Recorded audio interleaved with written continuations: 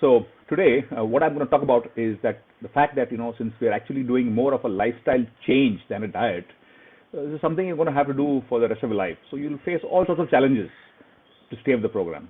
I've been through them, most of them, and I can tell you it's manageable. But the best part is, it's not military rule. If once in a while you eat something which is not ideal, it's fine. It's not what you do once in a while that has an effect on your health. It's what you do day in and day out, every day, that causes a problem. The body has an immense tolerance and coping mechanism, can take a considerable amount of abuse before a problem shows up. The rate at which we are falling ill, and that too seriously ill, is just showing us, how much liberties we are taking with the body and how much we are taking the body for granted. But we have to take care that, if we are making exceptions and deviating from the system, we shouldn't do it too often. The exception should not become the rule. So it's best to take certain care and precautions so that we can deal with the challenges that are going to come up. Let's see what they are. First challenge, eating out. At restaurants it's easy. Just choose the right one. Italian is the toughest, but pretty much in all other cuisines you can easily get a vegan meal. Parties are a bit trickier. You have to inform the host in advance, or if it's complicated, simply eat something at home before you go. You can have some fruit juice or nibble on some starters or have some rice and vegetables, something simple, so that you eat there at the party also, but you're not starving and you're not eating rubbish. Traveling.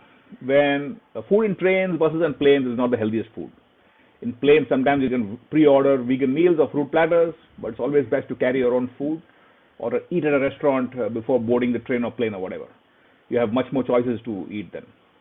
Foreign travel requires a bit more research on the internet to find out what you can eat. When out of India, however, I don't go out of my way, looking at Google Maps and finding out vegan restaurants to eat. I go to any close by place and can pretty much get myself a decent meal. And Subway is always an option. They have a veggie delight without the cheese. Family and friends are a challenge. This well-meaning group of people often unknowingly cause you a lot of problems. You'll hear a lot of, when you're doing this system diet, what they will tell you is, why are you eating like this? Do you want to become a sadhu or a saint? Why are you torturing yourself? What will you gain from all this? What's the point of living long if you can't enjoy life? And then they make something unhealthy and say, have a little bit, it won't hurt. Or just taste some, it's very good. Then they will say, one should not be so rigid. You should be able to adjust and eat whatever is offered. Or they'll say, I have made this specially for you. This is your birthday, it's your wedding anniversary, it's your date of a promotion, it's your date of your son's birthday, whatever. Oh, what happened? Are you not well? Why are you not eating all this stuff? Your body should be strong and immune and able to tolerate everything. Why are you restricting so much? Anything in moderation is not harmful. Have a drink or have a pastry. So the list goes on and on. But there are a couple of things to note here. Firstly, never argue with them. It gets you nowhere.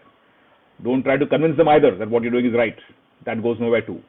Simply smile, make an excuse, say doctor's orders, allergies, trying to lose weight, say anything. Don't tell them to change their diet either. Let them enjoy their food and you enjoy yours. Now let's talk about cravings. We all have cravings for chocolate cake, rasmalai, french fries, curd rice, whatever was our favorite poison before we got into the system. The answer is look for alternate ways to make the same thing.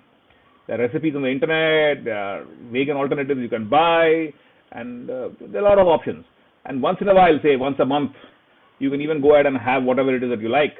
If it really won't make a difference, unless you're trying to reverse diabetes or heart disease or something like that, in that case you have to be a bit strict, but to get the results quickly. But in other cases, if you're just on a preventive or a regular diet, once in a while if you break the rules, it's not too bad.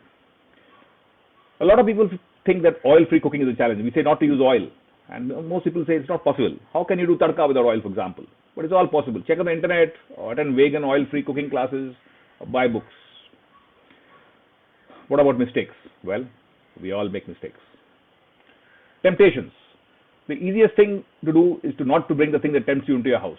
Once it's at home, then there's a tendency to consume it. And second thing, decide you're not going to spend money to buy anything unhealthy. If these two are taken care of, you don't buy anything and you don't bring it to the house, then you reduce the problem to a manageable extent. If somebody offers you something, we can find a way of dealing with it.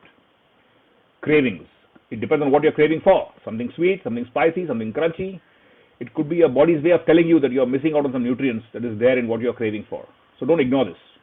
Try to find something healthy that fulfills the craving. For example, if you're wanting cake, see if the craving goes away with fruit. Otherwise, dry fruit. If not, some kind of a healthy granola bar. If not, then a dark chocolate bar. If not, a vegan cake.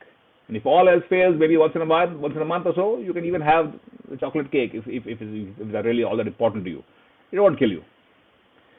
A lot of people say, I don't have the motivation and the willpower to stick with the system. I can do it for a day or two, I can't do it forever. Actually, you'll never know until you try. My experience is that once you start seeing the benefits, the temptations and cravings will go down, and you'll find it easier to resist them. Nowadays, if I see a piece of chocolate cake, which was my favorite weakness, I see the chocolate cake, and the cake looks back to me. I don't feel anything about it.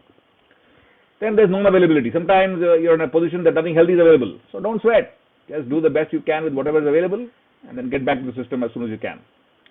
Finally, I want to end with a warning on a couple of things to watch out for. It is obsession and fanaticism. Don't get obsessed about food, thinking about it all the time. Thinking at night, what will you have for breakfast? Thinking at breakfast, what will you have for lunch, and so on. Life is about more than just food. Food is one part of life, an important part, but just a part. So just do the best you can, and then get on with your life, get on with your business. Fanaticism also has to be guarded against. Don't become a fanatic and get stressed about non-availability of healthy foods and make a big fuss and ruckus if you can't get what you want. And if something small goes wrong, if a little bit of yogurt gets into your salad in the restaurant, there's no need to raise a racket and send it back and call the manager and all that stuff. So just quietly handle it, And like I said, don't try to convince others about the system. You'll enter into arguments, put a lot of people off, and you may even end up losing friends. It's not worth it. So just save your breath to cool your porridge. If they want to know, let them come and ask you. Don't start the topic, please. Basically, just chill, enjoy your life and your newly found good health. Thank you.